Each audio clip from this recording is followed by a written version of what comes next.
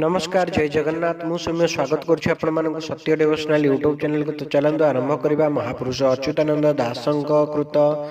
46 पटलर द्वात्रिंश पटल ग्रंथि तत्व निरूपण। अच्युत उवाच प्रभुपाद तले पड़िन अच्युत कहे गद गद वाणी परम कारण देव नारायण धन्य हेली सबु शुणी लागिला संदेह आहे दयामय नाड़ी तत्व कह एबे कि तत्व सुमरी नाड़ी मान पिंडे कही छंती केउ भावे पुणी कह नाथ चक्र विवरण कि भेदे होइछि स्थिति एक एक करी षड़ चक्र कथा सुनिले होई विमुक्ति न करी गोपन कहिब बहन मु अटे दासानुदास मुक्ति तत्व ज्ञान जानिबा पाई कि करुछि श्रीपदे आस। निराकार वाच अच्युत वचन शुणी देव निरंजन कहिले सावधान रे तत्व को घेन आगे नाड़ी भेद कथा बुझाई न देबा तो मन संदेह मान सकल दहिबा ए अटे गुप्त रहस्य न कहिबु मूर्खे हसी उड़ाई न देबे तर्क कही मुखे उड़ाच वास निश्वासे सोम मंडल गोचरा पित्यजानमिति ज्ञेया काममाश्रित्य तिष्ठति मेरुदंड वाम पाखे इड़ा नामे नाड़ी वाम पाद तल ठारू मस्तक को धरी सममंडल शोभा को बहुची शरीरे वामनाशा धरी रहे श्वास प्रश्वास रे ए नाड़ी स्मरण नर बड़ाइले मन सूक्ष्म तत्व आपे आपे होई जीव ज्ञान चंद्रमंडल को धरी पितृलोक पुरा आकाश मार्ग गमने हुई तत्पर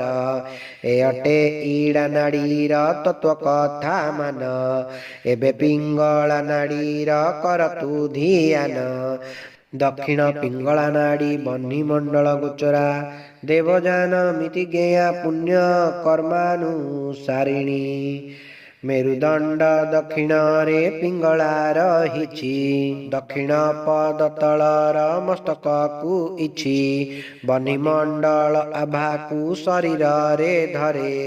देवजान बोली जान पुण्य पिंगला रे ए नाड़ी स्मरण नर देह हेब तुल्य आकाश पथे भेदिक सुरलोक पुर दक्षिण नासारे श्वास प्रश्वास को धरे पिंगला साधन मार्ग सर्वदा सुमरे एबे तू अच्युतानंद शुण मन देई सुषुम्ना नाड़ीर कथा देबा तोते कही इड़ा पिंगला माया मध्ये सुषुम्ना सूक्ष्म रूपिणी सर्व प्रतिष्ठित जस्मिन् सर्वज्ञ सर्वतोमुखं इड़ा पिंगला मध्यरे सुषुम्नार स्थान एबे त जटिल तत्व मने मने घेन मेरुदंड अस्थि मध्ये मस्तक पर्यंत मूलधार पद्म ठारू सुषुम्ना को चिंता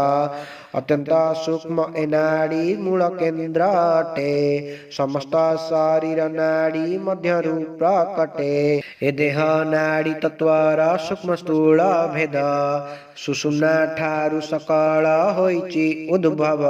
सत्वर जतम पुणी सुषुम्ना मध्यरे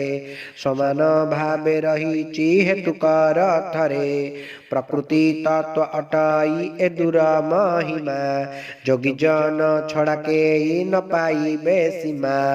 आउ एक नाड़ी कथा शुण मन देई गुप्त तत्व आगे सब देवा कही राजस्य पृष्ठ भागेस्मिन् वीणादंडस्य देहभूत दीर्घस्ति मूर्धिन् पर्यटन् ब्रह्मदण्डेति कथ्यते। शृण अच्युत देई मन बताई देवा मेरु स्थान वीणा जंत्र को करी चिंता लाऊ भांडरू काठ कथा जेपरी लंब भावे रहे से कथा चिंती निज देहे रज बोलते मूलाधार ए कथा हेतु करी धर ए मूलाधारु मेरु दंड मस्तक जाए हेला कांड एहाकु ब्रह्मदंड कही ए दंडे सूक्ष्म छिद्र थाई से छिद्रे जेउ नाड़ी थाए ताहाकु ब्रह्म नाड़ी कहे ए नाड़ी भेदिबार कथा जोगीए जानती सर्वथा पुणी रही आउ नाड़ी सुषुम्ना मध्य आश्रय करी व्यापिनी वज्रतार नाम मस्तक जाए विद्यमान सकल नाड़ी तत्व भेदी व्यापीण थाए देह खेदी ता मध्य चित्रिणीर स्थान अच्युत हेतु करी घेन चित्रिणी अटई पवित्र ब्रह्माई पाए तार तत्व गोपनु गोपन ए कथा कही बसिले हे बपोथा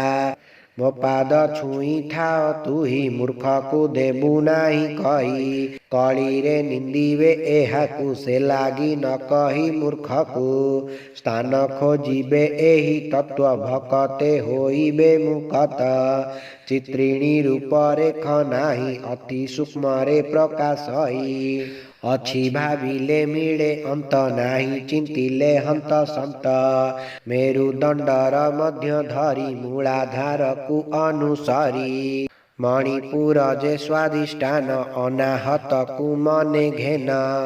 विशुद्ध अज्ञान ए षड पद्म को धरी करे खेल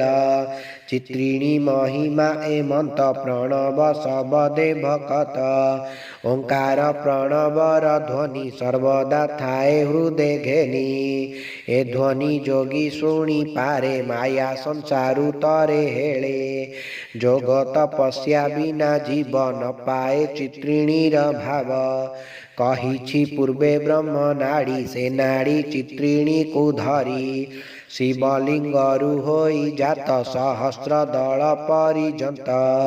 व्यापी रही जीव देह परम पुरुष बोलाए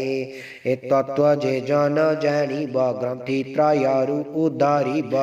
नाड़ी संजोग हुए नाही भाद्र को ग्रंथि बोली कही ब्रह्मा विष्णु जे रुद्र ग्रंथि तिनिए पिंडे विराजंती ए तिनि भेदिबाकु मन बलिले मित्रे ब्रह्म ज्ञान एबे तु शुण मन देई षड चक्र को देबा कही शुणी अच्युत हेले तोष कही आर्त त्राण दास इति श्री 46 पटले अच्युत निराकार संवादे ग्रंथि तत्व निरूपण निर्णय नाम 32 पटल।